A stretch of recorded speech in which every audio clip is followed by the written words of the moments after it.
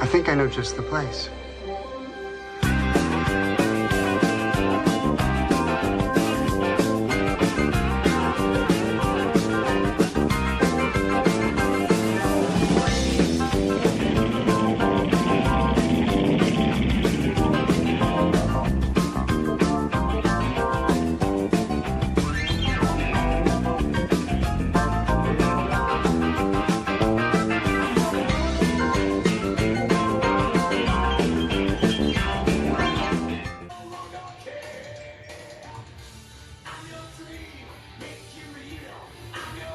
All right, with that, it's like an incline shrug. It's a bent over shrug. You got to go lighter on them, but it focuses on that middle back.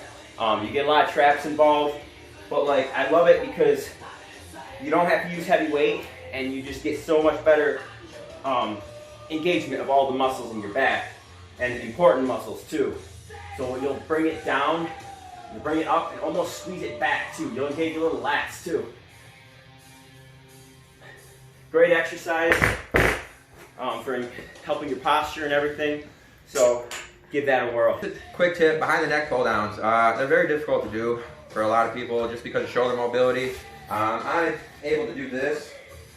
So because of that, I have really long arms and really good shoulder mobility. So they go hand in hand. It helps me do this. But that shouldn't mean you shouldn't try and neglect this exercise. Try it and see if you can get it done. You have to go extremely light, because this is gonna put stress on your shoulders more so than the front wheel, just because you're going back into far more of a extension and retraction with your scapula. But with that said, a good way to engage your lats is to retract, and rhomboids and traps, middle lower for this exercise, would be to retract your scapula. So what do I talk about that? Protraction, retraction. This right here, retraction, is going to engage your lats a lot more. It's putting your body into a position where they're already tightened and engaged. So here, on a front facing pull down, I come down here and back up. When I have to go behind the neck, you see right there, that movement right there. Retraction, down. And if you can, touch right around the cervical area. Again, this is very difficult for a lot of people, range of motion wise. I could normally go about another 25 on each side if I did it in the front. So that just goes to show you the strength and balance between doing it in the front and the back. If you're starting to feel shear, sharp pain when you're doing these, don't do them. You shouldn't feel that kind of stuff, which means you have other issues to address before you can get into this. So on that note, try it. If it works, it works. It's just an added tool in your toolbox. If it don't, keep moving on and finding tools. War zone out.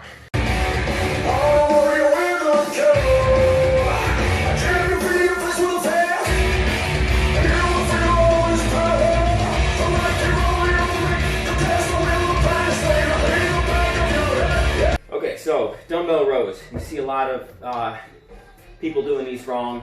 When you row it, watch my shoulder. You don't want your shoulder down like this, and people just pull it in like that. You're not getting full engagement of the back, and you're causing potential shoulder problems. By keeping your shoulder like that, you want to pull your shoulder back and then squeeze it. Keep your chest up, engage the full back. So watch how I do it with this 60 pounder.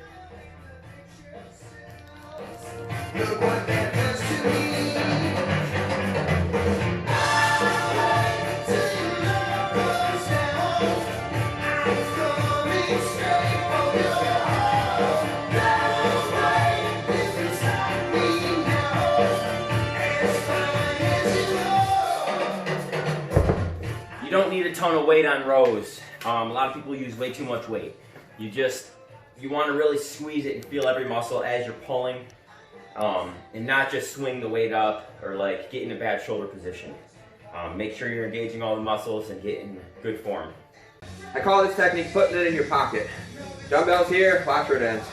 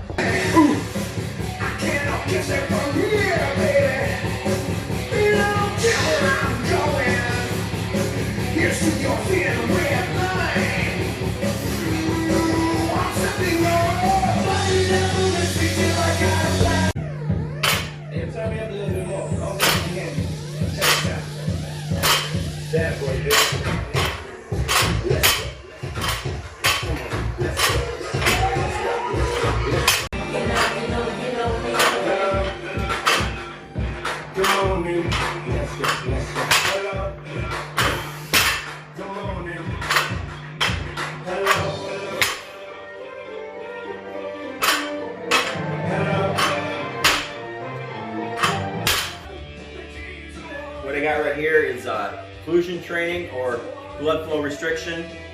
It basically lets blood in but not out. You don't want them too tight, so you wrap them up, and you don't want it like tingling or anything, but just tight enough to where it's like a light restriction there, just a little bit tight, and just kind of go by feel. I'm using knee wraps, but it really, you feel it burn a lot, and you got to use a lot lighter weight, so it builds up a lot of like metabolic waste, and which increases growth hormone. It's a good tool to use if you want to deload. It reduces stress on your joints and stuff because you have to use such a light weight. But definitely good for arms, legs, calves. Mostly arms though, that's what most people use it on. I put that back in biceps today. You threw in little, go back and explain to them with the whole occlusion training. Yeah, on biceps. Occlusion training, I do that on biceps. Blood flow restriction. So it kind of, it lets blood in, but hard to let blood out by just kind of lightly occluding the arm, right in the the spot between the bicep and the shoulder. You got a preference for warm-ups versus burnouts on those? You'd rather burn out with them or warm up with them, or it's kind of like splitting hairs there? Yeah, it's more like I use it personally. What do you do? More of a finisher? Usually I use it usually I'll do something heavy first and then I'll do that, but if I'm doing it by itself, I could just do it by itself too, all in itself. That was my whole bicep workout, was occlusion. You know, going with what you just said too, you know, let's tie everything together right now. So you got blood flow restriction training, right? So that's gonna, after you take the bands off, it pools the blood into the muscle. Starts flushing. Yeah. So okay. It restricts. Well, the blood's already going in. It's just restricting it coming out. It's restricting it coming out. So it really just restricts the flow both ways, but still going in. So metabolic waste products build up, increases growth hormone. Whole lot's going on there, but you get a crazy pump with the blood flow into the muscle. I was just thinking though, something we'd have to look into. You know, we're not experts in everything here, but one of the things I was thinking about was blood flow flushing after the workout with your nutrients, kind of like almost like a creatine effect with the flushing of the blood into the muscle. Yeah. And then the nutrients going with it. Blood flow. If you timed it right, I could see maybe there'd be a possibility there to have that happen, which, you know. Same thing with your post-workout nutrition, post-workout meals. So you see how quickly he's getting into his post-workout nutrition. I mix up my shake and I put cereal in there, and I just eat the cereal right out of my, just instead of putting cereal in milk, I just. A lot of people are like, oh, they're doing the 15-minute bro window. It's like, no. What we do is we eat precisely so that the next meal is going to come when the workout's over. You're not stuffing your face 20 minutes before a workout and then working out for an hour and a half and then having to wait 45 minutes before your next meal, or, you know. Wait, 20 minutes before a workout? Like right before a workout, you just pound your face, go into a lift, and then then you have to wait like 3-4 hours to eat again. Like, that just... Yeah, I always eat 2 hours before. Well, lately we've been working out early, so I usually eat an hour and a half before I train. I never eat right before. You gotta let that digestion, you'll have food in your stomach. That's energy. Energy's going to your stomach when you break the food down. It takes blood flow away from the muscle, so you gotta wait at least like an hour and a half before. I'm usually a good hour, so right on that button with you. As soon as I'm done lifting, I always bring food with me because I can't wait. 40 minutes to get home, 30 minutes to get home. No. Your body's starving after you're done working out. Yeah, I want to get it in right away. You know? The point of this workout is we wanted to, you know, we're burning up all the glycogen in our liver muscles and everywhere, and we're just going through as much as we can. You need to replenish, especially with protein. You have micro tears after a workout with, you know, the crucial job of a protein and amino acids. I try to get in at least 100 grams of carbs post-workout. Yeah, that's for the glycogen, but with the protein, what we're trying to do is repair the micro tears that are happening, and then you got to recover, and then they'll grow. But yeah, on that note, we did seal rows. I did a lot of lat focus workouts today. You'll see a lot of exercises were very lat dominant as opposed, and this is just generally any sort of scapular retraction.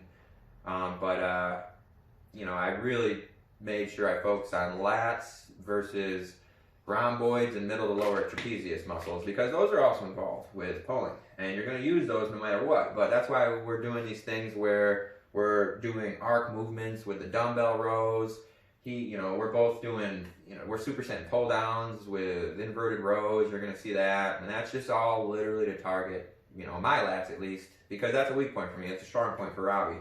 So it just goes to show you what you got to focus on to excel in this sport of bodybuilding.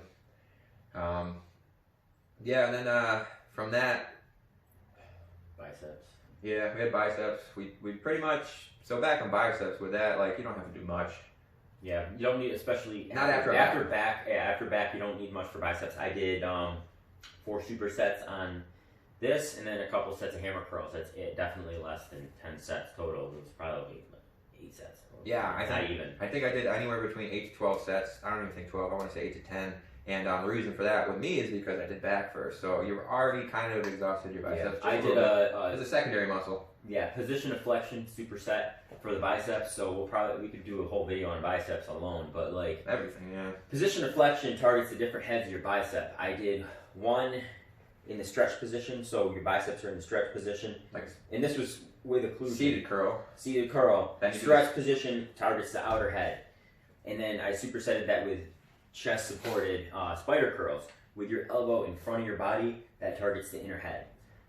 So you'll get a total bicep stimulation. Don't confuse that with like bicep brachii and brachioradialis, like a hammer curl and an alternating dumbbell curl. Even though it is a similar effect, he's talking about literally bicep brachii, biceps, two heads. So you have one and one. That's why when some guys do this muscle with their bicep, when they flex with their bicep, you can see like a split run up because there's 2 heads there, triceps, 3 heads. Yeah. It's a similar effect with this versus this, but it's brachioradialis versus bicep brachii in that, and brachialis in that a little bit, but I should say brachialis, yeah. Yeah, brachialis, and a lot of times I'll finish with hammer curls, because you have a mechanical advantage with those, so it's a little bit easier after training everything else, and you can just run down the whole rack. You can start heavy and just work your way down with dumbbells until you're down to like 15 pounders or something. Yeah. And that's actually a good thing, because I was going to talk right about into that, is one of the things I like doing after like a primary, secondary muscle group day. What does that mean? Back and biceps, chest and triceps, chest and delts, is I like, giant sets on the smaller muscle groups. You just fry them out. Kind of like what you just said, just start with a weight, just go right down. You could do like 8 reps with 30s, 8 reps with 25s, 8 reps with 20s, 8 reps with 15s. So just keep working your way down and just completely exhaust the muscle.